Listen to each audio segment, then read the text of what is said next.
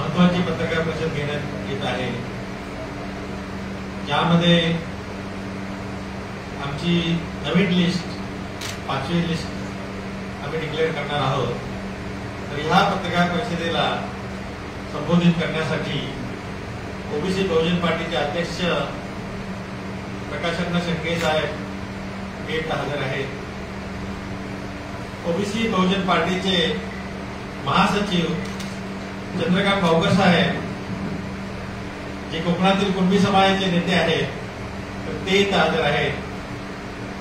मी स्वतः JD Tandel, OBC बहुजन पार्टीचा खजिनदार आणि प्रामुख्यानं मुंबईच्या सभोवताली असलेला आमचा समाज अग्र समाज त्याचा एक प्रतिनिधी आहे। तसेच आपल्या भाऊकर साहेबांच्या पलीकडे धनगर समाजाचे नेते आहेत, मदने जे हे धनगर समाजाचे नेते आहेत। आणि आत्ता या प्रेस कॉन्फरन्समध्ये आमचे मल्लिकार्जुन पुजारी साहेब, जे ठाणा मतदारसंघातून इच्छुक आहेत, तर त्यांचा आज आपण डिक्लेरेशन करणार आहोत। तरी आपण आपल्या सुप्रसिद्ध चॅनलद्वारे आमची ही बातमी ही सर्वदूर महाराष्ट्रात तसेच देशात पोहोचवाल अशी अपेक्षा व्यक्त करून मी प्रकाशअण्णा शेळके साहेबांना विनंती करतो की आपण पत्रकार परिषद सुरू करा।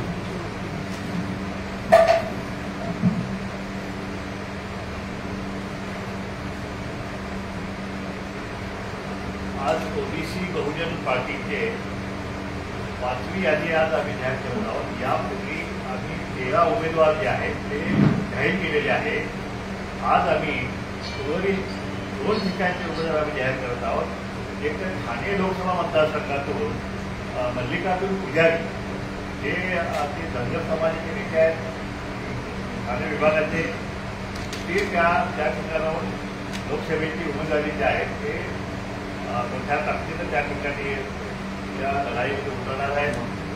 त्यांना मागच्या वेळी सुद्धा त्यावेळी त्यांनी लोकसभा लढवलेली आहे, त्याचा त्यांना अनुभव आहे। त्याचप्रमाणे उत्तर भारतीय जो संघ आहे, अनेक 40 लाख त्या ठिकाणी उत्तर भारतीय त्या ठिकाणी ओबीसी जे आहेत, यादव आहेत, पाल आहेत, गडवी आहेत, त्यांचं नेतृत्व ते करत आहेत। आणि अशा प्रकारे एक फार मोठं संघटन जे आहे ते त्यांच्या पाठीमागं त्या संघटनेची ताकद त्यांच्या पाठीमागे उभा आहे। धनगर समाजाची ताकद आहे। नवी मुंबई परिसरामध्ये फार मोठ्या संख्येने ओबीसी आहेत, कामगार वर्ग मोठा आहे आणि त्याच्यामुळं ही लढत जी आहे त्या ठिकाणी जरी प्रस्थापितांच्या विरुद्ध असली, कारण तिथं धनदानगी त्या ठिकाणी उमेदवार आहेत, पण आपले मल्लिकार्जुन पुजारी जे आहेत ते सुद्धा काही कमी नाही आहे। आणि त्या ठिकाणी पूर्ण ताकदीनं आम्ही ठाणे लोकसभा जी आहे ती त्या ठिकाणी आम्ही मल्लिकार्जुन पुजारी यांच्या उमेदवारामुळे आम्ही त्या ठिकाणी रंगतदार अशी लढत आम्ही घेऊ। दुसरी उमेदवारी अतिशय महत्वाची आहे, शिरूर लोकसभा मतदारसंघ। त्या ठिकाणी एक मुस्लिम समाजाचे नेते श्री असलम इसाक बागवान यांची उमेदवारी आम्ही जाहीर करत आहे। वास्तविकता आमच्या यावेळेच्या यादीमध्ये आम्ही एका चळवळीतील एका मुस्लिम नेत्याचा आम्ही शोध घेत होतो आणि तो शोध आमचा त्या ठिकाणी थांबला आणि असलम बागवान जे आहेत यांची उमेदवारी शिरूरमध्ये आम्ही डिक्लेअर करत आहोत। त्या ठिकाणी मुस्लिम समाजाची मोठी लोकसंख्या त्या ठिकाणी आहे, या मतदारसंघामध्ये आहे। आणि त्या ठिकाणी ओबीसीची लोकसंख्या सुद्धा जी आहे ती सुद्धा जवळपास 60% त्या ठिकाणी ओबीसीची लोकसंख्या आहे। धनगर समाज मोठ्या संख्येने आहे। आणि असलम बागवान जे आहेत यांच्या बाबतीत सांगायचं झालं तर त्या ठिकाणी हे असलम बागवान जे आहे जरी मुस्लिम असतील तरी संविधान तज्ञ आहेत। अनेक मदरशांच्या मध्ये जसं कुराणाचे धडे दिले जातात, हे इसाक बागवान जे आहेत ते अनेक मदरशांच्या मध्ये संविधानाचे जे धडे त्या मुलांना, मुस्लिम मुलांना ते धडे देत आहेत। आणि अशा प्रकारे चळवळीतला एक नेता जो आहे, मुस्लिम समाजाचा एक आगळावेगळा नेता जो आहे, तो या निमित्तानं या लोकसभेमध्ये आमच्या ओबीसी बहुजन पार्टीतर्फे आज त्या ठिकाणी मोठ्या ताकदीनं ते दूर ठरवणार आहे। पुण्यातील हडपसर भागामध्ये, हडपसर विधानसभा मतदारसंघ त्या ठिकाणी जवळपास 1 लाखाच्या आसपास मुस्लिम समाजाचं मतदान आहे आणि त्यामुळं उर्वरित हे बघितलं जवळपास 2.5 ते 3 लाख मतदान जे आहे ते मुस्लिम समाजाचं आहे, मोठ्या संख्येनं ओबीसीचं आहे. त्यामुळं अस्लम बागवाल सुद्धा आहे असा एक तरफदार असे नेतृत्व जे मुस्लिम समाजाचं आहे ते आमच्या पक्षामध्ये आज उमेदवारी लढवत आहे. त्याचा आम्हाला दाट अभिमान आहे. अशा प्रकारे आमचे 15 उमेदवार आमचे उमेदवारीसाठी फायनल झालेले आहेत. आज अतिशय महत्वाचे या प्रेसमध्ये अतिशय महत्वाचा विषय म्हणजे आमच्या ओबीसी बहुजन पार्टीचा आम्ही जाहीरनामा जो आहे तो आज या ठिकाणी आम्ही जाहीर करत आहोत.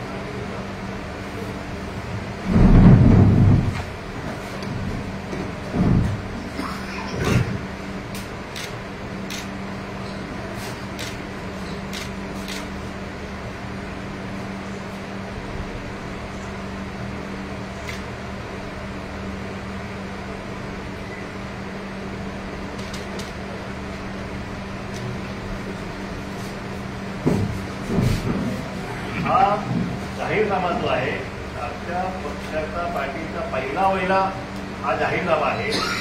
आणि याचं वैशिष्ट्य म्हणजे या महाराष्ट्राच्या इतिहासामध्ये पहिल्यांदा सामाजिक न्यायाच्या बेसवरती मूलभूत आधारांच्या वरती हा आमचा जाहीरनामा जो आहे तो आम्ही प्रसिद्ध करत आहोत. सामाजिक न्याय ज्या ज्या घटकांना आतापर्यंत स्वातंत्र्य मिळालं नाही त्या सगळ्यांना न्याय देण्याचा, त्यांची आर्थिक स्थिती उंचवण्याचा, त्यांचं सामाजिक मागासलेपण दूर करण्याचा प्रयत्न आम्ही या जाहीरनाम्यातून आम्ही केलेला आहे. याच्यामध्ये सर्वात महत्वाची बाब म्हणजे या ठिकाणी ही जातनिहाय जनगणना जी आहे ती करण्यासाठी महाराष्ट्र सरकार गेल्या 3-4 वर्षावर टाळाटाळ करत आहे. तो विषय आम्ही 1 नंबरला घेतला आहे की कुठल्याही परिस्थितीत ही जातगणना जनगणना जी आहे ती करण्यास आम्ही कुठलंही शासन त्या शासनाला आम्ही भाग पाडू असा आमचा पहिला दाखल त्या ठिकाणी आहे. त्याचप्रमाणे ओबीसीच्या आरक्षणाचं हे आपण बघितलं आता गेल्या 1-2 वर्षांमध्ये ओबीसीच्या आरक्षणाचा जसा सत्याला त्या ठिकाणी झालेला आहे तसे लसके दोड्याचा कार्यक्रम त्या ठिकाणी झालेला आहे. या जाहीरनाम्यामध्ये आम्ही सर्वात महत्वाच्या आयटममध्ये या मागासवर्गीयांच्या घटकामध्ये ओबीसीच्या आरक्षणाचे पूर्णपणे संरक्षण केले जाईल असं आश्वासन जे आहे ते आम्ही आमच्या जाहीरनाम्यातून आम्ही केलेलं आहे. त्याचप्रमाणे या सरकारच्या काळामध्ये त्या कुणबी नोंदी ज्या आहेत कुणबी नोंदी देऊन जवळपास 57 लाख मराठा समाजाला त्यांनी ओबीसीमध्ये घालण्याचा प्रयत्न केलेला आहे. त्याला कुठल्याही परिस्थितीत जे आहे आम्ही हे सगळा विषय जो आहे तो आम्ही शासनाला रद्द करायला भाग पाडल्याशिवाय आमचा पक्ष स्वस्त बसणार नाही. कारण या माध्यमातून या गरीब जमातीच्या आरक्षण जे आहे त्याच्यावरती दिवसा दरोडा टाकण्याचं काम जे आहे या महाराष्ट्रात देशात पाहिलेलं आहे. आणि म्हणून तो सामाजिक न्याय जो आहे तो आम्ही या सगळ्या ओबीसी असेल भटके ओबीसी असेल त्यांना मिळवून दिल्याशिवाय आम्ही स्वस्त बसणार नाही हे आश्वासित करणारा आमचा हा जाहीरनामा आहे. आणि हा आमच्या जाहीरनाम्याचा मुख्य भाग आहे.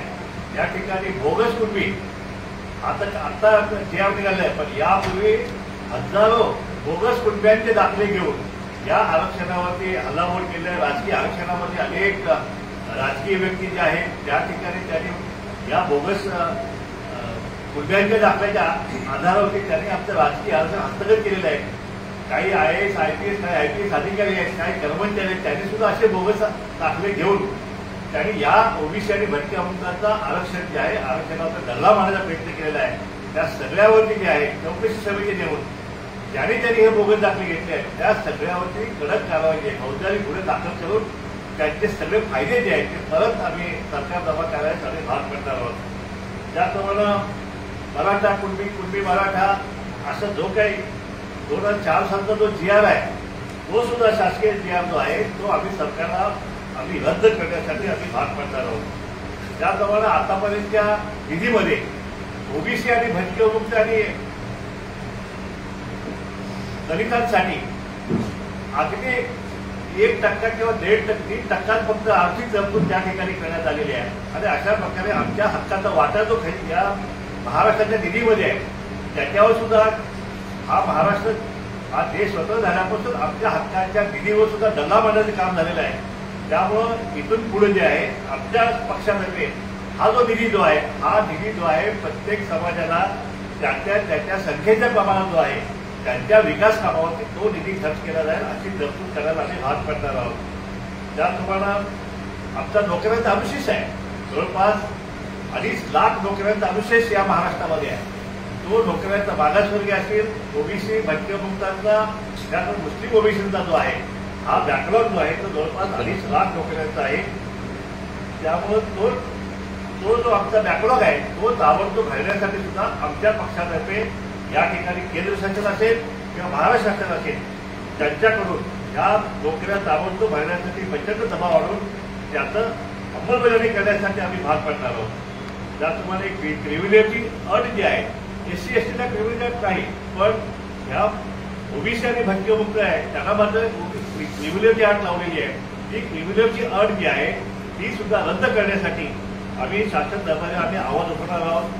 त्याचप्रमाणे इदाते कमिशन जे आहे भटक्यामुक्तांसाठी या शासनानं, केंद्र शासनानं इदाते कमिशन नेमलं, पण कमिशन नेमलं त्याच्या शिफारशी झाल्या, पण त्या शिफारशी आज सगळ्यात लागू केलेल्या नाही. इदाते कमिशनच्या शिफारशी लागू करून भटक्यामुक्तांच्या आयुष्यामध्ये आम्ही एक सोनेरी पर्व जे आहे ते आम्ही निर्माण केल्याशिवाय आम्ही जाणार नाही. त्याचप्रमाणे खाजगी उद्योग व्यवसायाचे आरक्षण, खाजगी उद्योगांच्या मध्ये सुद्धा हे मागासवर्गीयचं आरक्षण जे आहे त्याचं धोरण जे आहे आजपर्यंत कुठल्याच सरकारनं त्याचा प्रयत्न केलेला नाही. परंतु ह्या मागासवर्गीयांना या खाजगी उद्योगांच्या मध्ये सुद्धा जे खाजगी उद्योग सरकारच्या सगळ्या सबसिडी असतील, सगळ्या सोयीसुविधा असतील, मोफत काही योजना हे घेतात, जमिनी मोफत घेतात, परंतु मागासवर्गीयांना मात्र 1% सुद्धा आरक्षण देत नाहीत. अशा प्रकारे जे कोणी हे उद्योगधंदे जे सरकारी योजनावरती अवलंबून असतात, सरकारी अनुदानावरती अवलंबून आहेत, सोयीसुविधा अवलंबून, त्यांनी सगळ्यांनी कंपल्सरी कुठल्याही आरक्षणाचं धोरण जे आहे त्या ठिकाणी राबवलं गेलं पाहिजे. हे सुद्धा आम्ही आमच्या जाहीरनाम्यातून आम्ही या सगळ्या समाजाला आश्वासन आम्ही केलेलं आहे. शिक्षणावरती तरतूद जी आहे ती अतिशय 1 ते 3% शिक्षणावर तरतूद केली जाते. या आमच्या जाहीरनाम्यामध्ये आम्ही आश्वासन केलं की या देशातील GDPच्या 6% एवढा निधी जो आहे तो शिक्षणासाठी त्या ठिकाणी उपलब्ध करून दिला गेला पाहिजे. त्यासाठी जो काय पाठपुरावा करायचा असेल, जे काय आंदोलन भूमिका घ्यायची असेल ते आम्ही घेऊ. पण या शिक्षणाचे जे 3 तेरा वाजलेले आहेत या महाराष्ट्रामध्ये, देशामध्ये, ते आम्ही मुळीच खपून घेणार नाहीये. उच्च वैद्यकीय व्यावसायिक शिक्षण हे अतिशय महाग झालेलं आहे. आज गरिबांची मुलं हे शिक्षण घेऊ शकत नाहीत आणि म्हणून त्याच्यामध्ये सुद्धा जे आहे अत्यल्प दरात हे शिक्षण या गरिबांच्या मुलांना कसं दिलं जाईल या बाबतीत सुद्धा आम्ही या शासनाला भाग पाडू. त्याप्रमाणे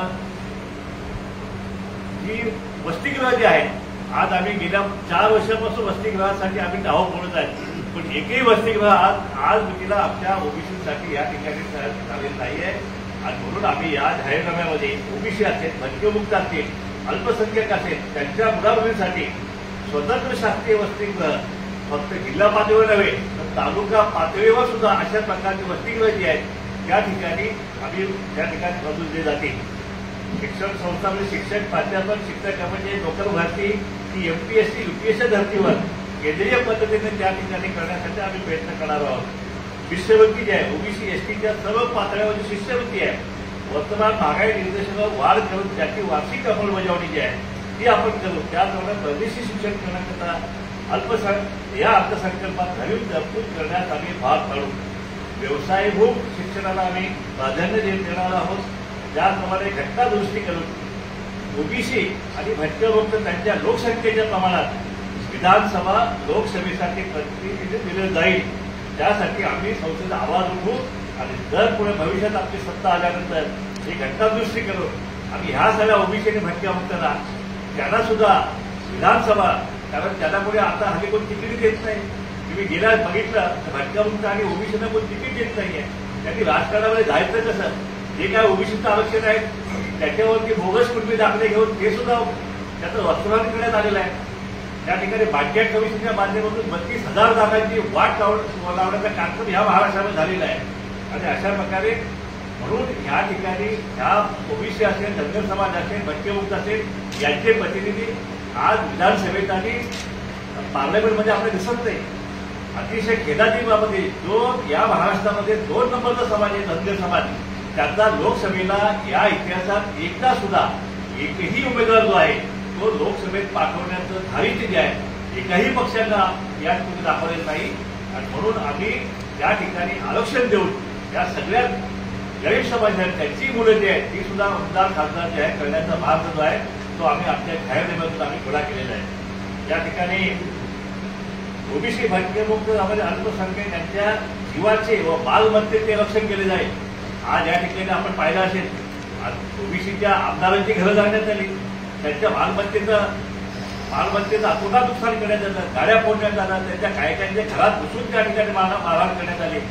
हे सगळं थांबवण्यासाठी आम्ही कडक कायदे करून हे कोणी असं पाऊल उचलेल तो पुन्हा अशा प्रकारचा भाविष्य जे आहे ते करणार नाही। अशा प्रकारचे कडक कायदे जे आहेत ते आम्ही या ठिकाणी केल्याशिवाय राहणार नाही।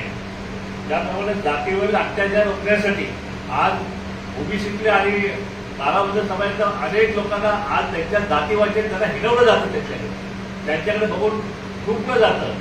हा सामाजिक जो अन्याय आहे आपल्यावरती तो हटवण्यासाठी आता या ठिकाणी अॅट्रॉसिटी कायदा जो आहे तो सुद्धा या ओबीसी आणि भटकेमुक्त लागू करावा यासाठी आमचा पक्ष जो आहे तो प्रयत्न करणार आहे। त्याचप्रमाणे या ठिकाणी महाराष्ट्रामध्ये अनेक भूमिहीन कुटुंब आहेत, त्यांचा विचार जो आहे तो आजपर्यंत कुणी केलेला नाहीये। भटकेमुक्त आहेत, पालामध्ये राहणारे जे काय भटकेमुक्त आहेत त्या सगळ्यांना मुकदमे देऊन त्यांना मोफत घर बांधून देण्याचा या ठिकाणी आमचा पक्ष जो आहे तो 100% प्रयत्न करणार। एकही भूमिहीन जो आहे तो आम्ही या महाराष्ट्रामध्ये आम्ही ठेवणार नाही। ज्याला घर नाही, एक घर ज्याला घर नसेल, बेघर असेल त्या बेघरांना घर सुद्धा देण्याचा कार्यक्रम जो आहे तो आम्ही या ठिकाणी आम्ही करू। या ठिकाणी आम्ही लघु उद्योजकांना प्रोत्साहन देण्याचाही आम्ही या ठिकाणी आम्ही उल्लेख केलेला आहे। त्याचप्रमाणे या ठिकाणी सरकारी उद्योजकांचे खाजगीकरण जे सुरू आहे ते खाजगीकरण आणि कंत्राटीकरण जे आहे, आता हल्ली बघितलं असेल आपण तलाठी भरती सुद्धा खाजगीकरण, पोलीस भरती सुद्धा जी आहे कंत्राटीवर चालण्याचा प्रयत्न झाला। हे अशा प्रकारे ह्या सगळ्या त्याला आम्ही आळा घालण्याचं काम करू आणि 100% हे खाजगीकरण थांबवून हे सगळे प्रकार पोलीस डिपार्टमेंट असेल, शासकीय उपक्रम असेल त्या ठिकाणी आरक्षणाच्या धोरणानुसार हे सगळे प्रकल्प जे आहेत सगळी योजना आहेत त्याप्रमाणे राबवले जातील। खाजगी उद्योगाचं कामगार वर्गाचे वेतन, महागाई भत्ता, कामाचे तास कायद्याच्या कक्षेत आणून त्यांना किमान सुरक्षा जी आहे त्यावर जीवनाची हमी त्या ठिकाणी दिली जाईल। सरकारी कर्मचाऱ्यांसाठी जुनी पेन्शन योजना लागू करण्यासाठी आम्ही प्रयत्नशील राहू। त्याचप्रमाणे केंद्र सरकार व राज्य सरकारमधील केंद्राचा असणाऱ्या अनेक रिक्त पदांचा त्या ठिकाणी अनुशेष आहे तो सुद्धा आम्ही भरण्यासाठी पार्लमेंटमध्ये आम्ही आवाज उठवण्याचा राहणार नाहीये। शासकीय निमशासकीय असे अनेक प्रकल्प खाजगी भांडवलदारांना कवडी मोल भावाने विकण्याचा सरळ धंदा या ठिकाणी चालू आहे। त्याप्रमाणे हे संपूर्ण मनाई करणारं विधेयक जे आहे ते विधेयक आम्ही आणू आणि संपूर्ण या सरकारी जे उपक्रम असेल, ज्या जमिनी असतील त्या सगळ्यांचं संरक्षण जे आहे त्या करण्याचं आम्ही काम करू। या ठिकाणी शेतकऱ्यांसाठी कर्जमाफी पासून ते कर्जमुक्तीपर्यंत हा कार्यक्रम आम्ही राबवू। त्या नुसती कर्जमाफी देऊन हा शेतकरी जो आहे तो कर्जमुक्त होत नाही, म्हणून त्याची कर्जमुक्ती कशी होईल त्याच्यावर आधारित जे आहे सगळी या शेतीचं धोरण आहे त्याच्यावर आम्ही ह्या धोरणाचा अवलंब करून जेणेकरून एकही शेतकरी जो आहे तो कर्जबाजारी या ठिकाणी होणार नाही। शेतमालाला हटवा जाणारा MSP कायदा जो आहे तो कायदा या ठिकाणी केला, परंतु त्याची अंमलबजावणी मात्र त्या ठिकाणी होत नाहीये आणि म्हणून अनेक शेतकरी जे आहे ते भरवले जात आहेत। त्यामुळं शेतमालाला हमीभाव देणारा MSP कायदा जो आहे तो प्रभावीपणे या ठिकाणी आम्ही राबवून त्याप्रमाणे उत्पादन खर्चात कपात आणि संस्थात्मक पतपुरवठ्याची हमी या शेतकऱ्यांना आम्ही या ठिकाणी देत आहोत। शेतीला पूरक असा शेळीपालन, पशुपालन, कुक्कुटपालन इत्यादी जोडधंद्याकरता सुद्धा अनुदान अल्प व्याजदरात कर्ज वाटप जे आहे ते आम्ही करण्याचा नक्कीच प्रयत्न करू। या ठिकाणी शेळ्या मेंढ्यांसाठी आज सराय कोणाला कुठलाही व्यवस्था या ठिकाणी नाही आहे, त्यामुळे हजारो शेळ्या मेंढ्यांचे जे मेंढपाळ आहेत त्यांच्यावरती फॉरेस्ट अधिकाऱ्यांच्याकडून जे अन्याय अत्याचार होतात ते सगळे मोडीत काढण्यासाठी यापुढे आम्ही शेळ्या मेंढ्यांसाठी मोफत सराय कोणाची योजना जी आहे ती आम्ही आणू आणि ज्या काही शासकीय जे काही क वर्गाची जंगलं आहे ती सगळी जंगलं जी आहेत ते मेंढपाळ शेळ्या मेंढ्यांसाठी आम्ही सरायसाठी आम्ही खुलं करू। महिला सक्षमीकरणाचा कृती आराखडा जो आहे तो सुद्धा आम्ही तयार करू आणि त्याची अंमलबजावणी जी आहे ते करू। महिलांना अधिकाधिक रोजगार देणाऱ्या व्यवसायाला प्रोत्साहन जे आहे ते आम्ही या ठिकाणी देऊ। या ठिकाणी आमच्या या जाहीरनाम्याच्या मार्फत आम्ही नागरिकांना उत्तम आरोग्य व सुविधांच्या हक्कासाठी कायदा करणे, तालुका पातळीवर सक्षम व सर्व सोयीयुक्त असे सुपर स्पेशालिटी सार्वजनिक रुग्णालय उभारणे आणि खाजगी रुग्णालयाच्या माध्यमातून प्रत्येक नागरिकाला मोफत रोग निदान, बाह्य रुग्णसेवा, मोफत औषधं आणि रुग्णालयात भरती करून मोफत उपचारांची व शस्त्रक्रियांची हमी या ठिकाणी दिली जाईल. वनहक्क कायदा 2006च्या खऱ्या अर्थाने तंतोतंत अंमलबजावणी करून या कायद्यांतर्गत दिलेली हमी अनुसूचित जमातीचे म्हणजे आमच्या आदिवासी बांधवांचे हक्क जे आहेत ते आधी सुरक्षित केल्याशिवाय राहणार नाही. देशातील खनिज संपत्ती भांडवलदारांना न विकता शासन अंगीकृत उपक्रमांना ठेवून रोजगार निर्मिती करण्यात येईल असाही कायदा जो आहे आमच्या पक्षातर्फे नक्कीच केला जाईल. पत्रकार, शिक्षणतज्ञ, लोककलाकार, कलाकार, सामाजिक कार्यकर्ते आणि स्वयंसेवी संस्थांच्या हक्कांचे सुद्धा रक्षण जे आहे आमचा पक्ष केल्याशिवाय राहणार नाही. या ठिकाणी स्वायत्त शासकीय संस्थांमधील सरकारचा हस्तक्षेप जो आहे तो त्या ठिकाणी कमी करून त्याचे खच्चीकरण जे आहे ते थांबवले जाईल. समस्त ओबीसी, भटकेमुक्त, बलुतेदार, अनुसूचित जाती, जमाती, अल्पसंख्याक आणि संविधान व लोकशाही विश्वास असणाऱ्या नागरिकांना आवाहन करण्यात येते की ओबीसी बहुजन पार्टीच्या या लोकाभिमुख धोरणांच्या पाठीशी आपण ठामपणे उभे राहावे व एका सर्वसंपन्न विकसित भारताच्या सेवेसाठी ओबीसी बहुजन पुरस्कृत उमेदवारांना भरघोस मताने विजयी करावा, सहकार्य करावं असे आवाहन आजच्या या जाहीरनाम्याच्या माध्यमातून आम्ही या ठिकाणी करत आहोत. हा आपला पहिला आमचा जाहीरनामा आहे आणि म्हणून आम्ही याचा भर जास्तीत जास्त भर जो आहे तो आम्ही सामाजिक न्यायावर दिलेला आहे. कारण या ठिकाणी सामाजिक अन्याय जो आहे तो गेल्या अनेक वर्षापासून या ठिकाणी आदिवासी बांधव आज लाखो रुपयांचा निधी जो आहे तो त्यांच्यावरती गेल्या 10 वर्षात खर्च झालेला आहे. परंतु आदिवासी बांधवाची लंगोटी मात्र काय गेलेली नाही. त्याचं पाण्याचं ते कुणाचं झोपडं मात्र ते गेलेलं नाही आहे. त्यांच्या अंगावर वस्त्र घायला अजूनही त्याच्यावर कपडे सुद्धा सोयीचे आहे. मग हा निधी जो आहे आदिवासी बांधवांचा जातो कुठं? त्यामुळे ही सगळी चौकशी जी आहे ही चौकशी आम्ही करून गेल्या 10 वर्षात या आदिवासींच्या या निधीवरती गल्ला मारण्याचं काम किंवा पाप या महाराष्ट्रात झाले हे सगळे आम्ही जे आहे भ्रष्टाचारामध्ये उघडून काढू आणि सर्व नागरिकांना मग शहरातले असो किंवा ग्रामीण भागातले असो, शहरी भागातील नागरिकांना सुद्धा ज्या काही शहरी नागरिक ज्या काही सुविधा ज्या आहेत त्या सुद्धा आम्ही योग्य प्रमाणे देण्याचं आम्ही नक्कीच आम्ही या ठिकाणी प्रयत्न करू. अशा प्रकारे आमच्या ह्या पहिल्या जाहीरनाम्याचं जे आहे स्वागत या महाराष्ट्रातील नागरिक करतील आणि आमच्या उमेदवारांच्या पाठीमागे ठामपणे उभे राहतील असा मला विश्वास आहे. या ठिकाणी आनंदराज आंबेडकर साहेब अमरावतीमध्ये उभा आहेत. त्या ठिकाणी त्यांचा माझा फोन झाला आणि त्या ठिकाणी आम्ही ओबीसी बहुजन पार्टी म्हणून त्यांच्या उमेदवारीला जे आहे आम्ही जाहीर पाठिंबाद्वारे दिलेला आहे.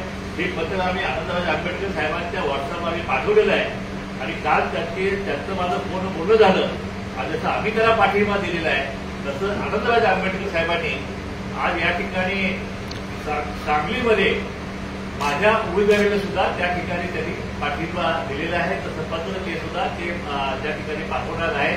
म्हणजे आनंदराज आंबेडकर साहेब हे महामानव डॉक्टर बाबासाहेब आंबेडकरांचे नातू आहेत, विचाराचे वारसदार आहेत, रक्ताचे वारसदार आहेत. त्यामुळे आमच्या आरक्षणाचं संरक्षण करण्यासाठी आम्ही मध्यंतरी त्यांची चर्चा केली होती आणि त्यांनी या ठिकाणी या गरीब समाजाच्या आरक्षणाला धक्का लागता कामा नये अशा प्रकारची भूमिका जी आहे ती आनंदराज आंबेडकर साहेबांनी सुद्धा त्या ठिकाणी घेतलेली होती. म्हणून आम्ही त्या ठिकाणी आमचा उमेदवार न देता त्या ठिकाणी आम्ही आनंदराज आंबेडकर साहेबांच्या उमेदवार पाठिंबा दिलेला आहे. तिथले सगळे ओबीसी आणि दलित आणि त्या ठिकाणचे आपले भटकेमुक्त बांधव जे आहेत ते त्यांच्या पाठीमागे ठामपणे उभा राहतील आणि त्याला निवडून आणण्यासाठी नक्कीच त्या ठिकाणी मदत करतील अशी अपेक्षा व्यक्त करतो. आनंदराज आंबेडकरांचा विजय जो आहे त्यामुळे निश्चित सोपा होईल आणि ते निवडून येतील अशी मी अपेक्षा करतो. मी आनंदराज आंबेडकर पाठिंबा दिला आहे. प्रकाश आंबेडकरांना काय पाठिंबा दिला आहे? त्यांचा काय पाठिंबा? वंचित आघाडीचे नेते बाळासाहेब आंबेडकर यांनी त्यांनी पाठिंबा दिलेला आहे.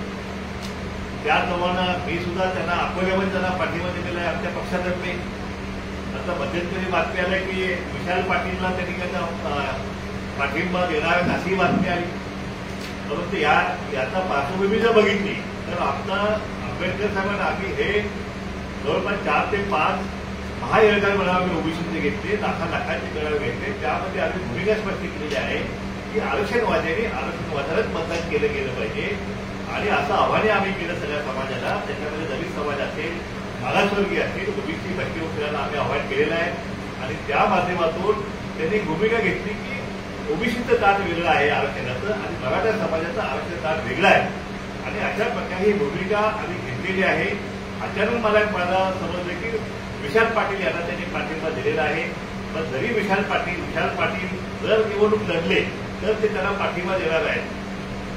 आता तो पाठिंबा जो आहे त्याला द्यायचा, त्याला माझा पाठिंबा काढावा लागणार आहे. माझा पाठिंबा जरी काढला त्यांनी, पण डॉक्टर बाबासाहेब आंबेडकर या महामानवाचे ते नातू आहेत.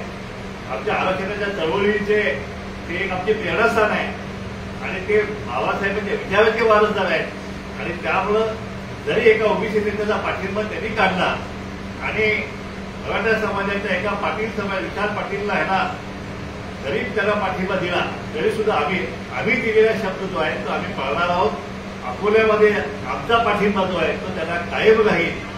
अशा प्रकारे या ठिकाणी मी घोषणा करतो आणि अजूनही अपेक्षा करतो की बाळासाहेब आंबेडकर जे आहे ते माझ्या पाठीमागं या माझ्या उमेदवारी मागे ठामपणे उभे राहतील अशी अपेक्षा या ठिकाणी त्यांच्यावरती व्यक्त करतो. कारण ही भूमिका जी आहे ही भूमिका आम्ही एकत्रितपणे घेतलेली आहे.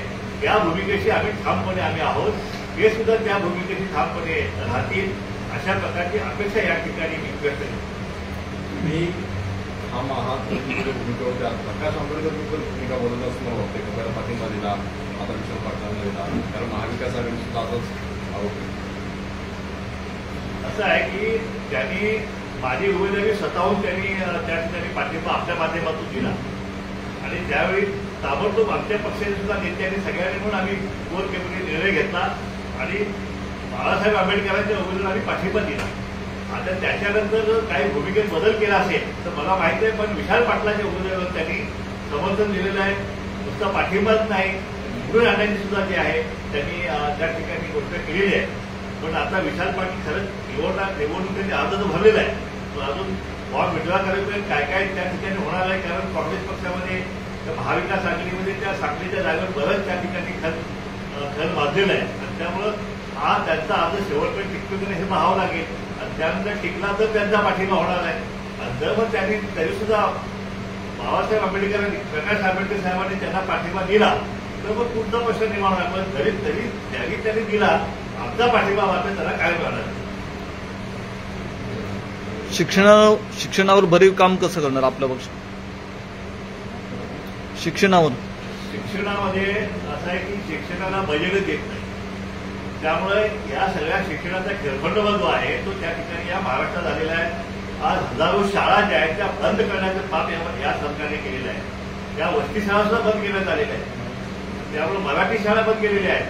त्यामुळं या महाराष्ट्राचं काय होणार आहे आम्हाला माहित आहे. म्हणून या महाराष्ट्रातल्या ग्रामीण भागातल्या या सगळ्या शाळा ज्या आहेत या आपलं हक्काचं शिक्षण जे आहे ते हक्काचं शिक्षण मिळवण्यासाठी आम्ही प्रयत्न करू आणि जीडीपीच्या 6% निधी जो आहे तो त्या ठिकाणी शिक्षणावरती खर्च केला गेला पाहिजे. अशा प्रकारची मागणी आम्ही महाराष्ट्रात लावून धरू तर देशभर सुद्धा ही मागणी आम्ही लावून धरू. त्याचा आणखी कोणाचं पाठिंबा घेतलाय का? जसं महायुती, महाविकास आघाडी असं मोठी जी आघाडी आहे त्यांचा कोणाचा पाठिंबा आहे का? तेव्हा प्रस्थापित पक्ष जे आहे त्याच्यामध्ये राष्ट्रवादी पक्ष आहे, त्याचे 2 भाग झालेले आहेत, 2 तुकडे झालेले आहेत. शिवसेनेचे 2 तुकडे झालेले आहेत. काँग्रेस त्यांना उमेदवारीसाठी सुद्धा भटकावं लागत आहे. जी भाजप आहे ती जरांगीने अवधी पराभवाच्या मानसिकतेत घालवलेले आहे. पण अशा लोकांचा पाठिंबा घेऊन आम्ही करू काय? आम्हाला याच्या कुणाच्या पाठिंब्याची आम्हाला आवश्यकता नाहीये. कारण ओबीसीचं मतदान जे आहे भटक्यामुक्तचं मतदान 6% आहे. त्याच्यामध्ये जर मुस्लिम ओबीसी आणि जर मागासवर्गीयांची भर म्हणजे तर आम्ही 80% जातो. त्यामुळे आमची जी वोट बँक जी आहे आमची मतपेटी भरलेली आहे. आमची धनपेटी नक्कीच खाली आहे आमची. कारण आमच्याकडे कारखाने नाहीत, आमच्या सुविधा नाहीत, आमचे उद्योगधंदे नाही, बँका नाहीये, काही नाही आहे. आमचं रिकामा पॉकेट आमचं रिकामा आहे, किस्सा रिकामा आहे. पण किस्सा जरी रिकामा असला तर आमचा मतपेटी मात्र जी आहे ही आपली नक्कीच आम्ही भरलेली असेल. ज्या दिवशी हे मतदान आहे त्या दिवशी ओबीसी, भटकेमुक्त आणि मागासवर्गीय मतं जी आहेत ते आरक्षणवाद्यांनाच मिळणार आहे. आणि म्हणून आमचे उमेदवार जे आहे ते 100% निवडून यात कुठलीही शंका नाही. 15 उमेदवार आहे. कुठल्या मतदारसंघात तुमची प्रचारात आघाडी प्रचार सुरू? तेव्हा आमच्या सगळ्यात कडवी भूल जी आहे ती बारामती लोकसभा मतदारसंघामध्ये आहे. त्या ठिकाणी आमचे महेश भागवतजी जे आहेत 2 प्रस्थापित उमेदवार त्या ठिकाणी ननंद भाऊजाची लढत त्या ठिकाणी होत आहे. पवार कुटुंबाची 2 सदस्य त्या ठिकाणी लढत आहेत. त्या ठिकाणी आमचा ओबीसी जो आहे ओबीसीचा उमेदवार महेश भागवत त्या ठिकाणी निवडणूक लढत आहे. आणि त्या ठिकाणी या 2 प्रस्थापितांच्या मध्ये ओबीसी धनगर आणि भटके मुक्ते मिळून या महेश भागवतांना जे आहे त्या विजयी नक्कीच करतील अशी आम्हाला अपेक्षा आहे. त्यामध्ये सांगलीची लढत आहे तिथे असेल त्या ठिकाणी आता 3 प्रस्थापित उमेदवार जे आहेत धनदांडगे म्हणजे कारखानदार असे स्त्री उमेदवार त्या ठिकाणी उभे आहेत. आणि त्यामुळे त्या 3 धनदांडगे उमेदवारांच्या प्रस्थापित उमेदवारांच्या समोर माझी उमेदवारी जी आहे वनवे त्या ठिकाणी निघायची शक्यता निर्माण झाली. कारण त्या ठिकाणी ओबीसी धनगर समाजाची फार मोठी संख्या आहे. गेल्या वेळी लोकसभेच्या वेळी त्यावेळी जवळपास 3.3 लाख मतं जी आहेत ती वंचितचे उमेदवार मिळाली होती. आणि त्यावेळी ओबीसी आमच्यासोबत नव्हता. पण ह्यावेळी आता ओबीसी सोबत असल्यामुळं आणखी 2-2.5 लाख मतं जी आहेत त्या ठिकाणी आमची प्लस झालेली आहे. त्यामुळे आमचा विजय जो आहे त्या ठिकाणी नक्कीच त्या ठिकाणी होणार आहे. जालन्यातली लढत जी आहे ती पण अतिशय रंगेचा लढत होणार आहे. कारण जरांगेंचं आंदोलन जे आहे ते जालन्यामध्ये झालेलं आहे. आणि त्यामुळे तिथं ओबीसी विरुद्ध इतर हा जो वाद जो आहे तो हा वाद प्रखर त्या ठिकाणी आहे. त्यामुळे एका स्पिरिटने त्या ठिकाणी निवडणूक होणार आहे. रावसाहेब दानवेंच्या विरुद्ध त्या ठिकाणी आमचे डॉक्टर तानाजी भोजने हे त्या ठिकाणी निवडणूक लढत आहे. आणि त्यांचाही विजय जो आहे कारण संपूर्ण ओबीसी धनगर समाज जो आहे तो ओबीसीच्या उमेदवारांच्या बाजूला ठामपणे उभा आहे. त्यामुळे तिथं सुद्धा आमचे उमेदवार नक्कीच निवडणुकीची हिंगोलीची लढत जी आहे कारण मोदी लाटेमध्ये सुद्धा त्या ठिकाणी ओबीसीचा उमेदवार जो आहे काँग्रेस पक्षाचे राजू सातव निवडून आले होते. आणि त्या हिंगोलीमध्ये त्या ठिकाणी आमचे उमेदवार जे आहेत ते अॅडव्होकेट रवी शिंदे जे आहेत ते ओबीसी बहुजन पक्षातर्फे निवडून लढत आहे. त्यांचा सुद्धा विजय जो आहे त्या ठिकाणी प्रस्थापितांच्या विरुद्ध जे आहे त्यांची लढत सुरू आहे. त्यांचा सुद्धा विजय नक्कीच आम्ही समजतोय. अशा वेळेला किमान 4-5 ठिकाणी जो आहे आम्ही अतिशय चांगली लढत जी आहे. माढा लोकसभा मतदारसंघामध्ये त्या ठिकाणी लक्ष्मण हाके नावाचा आपले खरंजर असणारे चळवळीतला एक नेता त्या ठिकाणी आम्ही उभा केलेला आहे. आमच्या माढ्यामध्ये सुद्धा आमचा विजय जो आहे तो नक्कीच आहे. तुमच्या जाहीरनाम्याचे जे मुद्दे आहेत तेच प्रकाश आंबेडकर जाहीरनाम्यात पाहायला मिळत आहेत. त्यातलेच काही मुद्दे महाविकास आघाडीत पाहायला मिळत आहेत. मग जर एका धिग्यासाठी सगळे लढणारे असेल तर मतांचं विभाजन कसं वाटत नाही. कसं आहे की जाहीरनाम्यामध्ये नुसता जाहीरनामा टाकायचा आणि तो पुढच्या निवडणुकीला वाचून टाकायचा ही जे प्रकार झाले काय म्हणून ही सगळी वातावरण सगळी झाले महाराष्ट्राच्या राजकारणाने कधी नवीन ती वातावरण आता लागलेली आहे. कुणाला कळत आहे की ह्या महाराष्ट्रामध्ये कुठली पार्टी आणि कुठला नेता आज प्रस्थापित समाजाचा प्रस्थापित पक्षांना सुद्धा आज नेत्याचे उमेदवार सुद्धा त्यांना मिळून झालेले आहे. इतकी वाईट अवस्था त्याची आहे. त्यामुळे नुसता जाहीरनाम्यामध्ये नुसता उल्लेख केला म्हणून मतविभाजन होत झाले असं होत नाही. कारण या महाराष्ट्रातला आता मतदार शून्य आहे. त्यामुळे कुणी त्यांच्या बाजून उभं राहिलं आणि कुणी नुसता दिखावा केला. ज्यांनी मतदान घेतलं त्यांनी त्या ओबीसीच्या आरक्षणाचं 3 तेरा वाजवण्यासाठी मतदार टाळे ठोकण्याचा सुद्धा कारकीर्द या ठिकाणी झालेला आहे. त्यामुळे आता ओबीसी आणि भटक्यांचा मतदार जो आहे तो आता या ठिकाणी दुसऱ्या सगळ्या जाहीरनाम्याकडे मुळीच लक्ष देणार नाही. आणि त्यामुळं आमचा जाहीरनामा जो आहे तो आता तुम्ही यावेळी पहिली निवडणूक आहे. ही निवडणुकीमध्ये समजा आमचे जे काय खासदार निवडून देतील ते हा जाहीरनामा त्याचं अंमलबजावणी करण्यासाठी रक्ताचं पाणी गेल्याशिवाय त्या ठिकाणी धन्यवाद.